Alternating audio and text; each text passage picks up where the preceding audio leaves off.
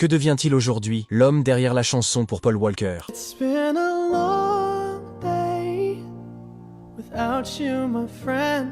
Voici Charlie Puth, le type qui a écrit See You Again après la mort de Paul Walker, en hommage, et qui l'a proposé à la franchise Fast and Furious. La franchise a adoré la chanson, mais ne pensait pas que Charlie avait encore l'envergure nécessaire pour la chanter lui-même, puisqu'il était alors un artiste tout nouveau. Ils ont donc demandé à Adele, elle a dit non. Puis, ils ont demandé à Sam Smith, il a aussi dit non. Ensuite, ils ont demandé à Chris Brown, et Chris Brown a dit oui. Le studio était totalement convaincu que Chris Brown chanterait le refrain. Mais il y avait un problème. Charlie avait écrit cette chanson pour son meilleur ami, mort dans un accident de voiture. C'était sa manière à lui de faire face à cette douleur. Il savait que personne ne pourrait égaler l'émotion réelle qu'il avait mise dans ce refrain. Mais la franchise voulait vraiment Chris Brown. Ils ont même enregistré une démo avec lui. Malgré ça, Charlie était convaincu qu'il pouvait chanter ce morceau mieux que quiconque. Alors, une semaine seulement avant la sortie du film, Charlie a menacé de retirer complètement la chanson, et la franchise a paniqué. Au final, ils l'ont laissé chanter le refrain,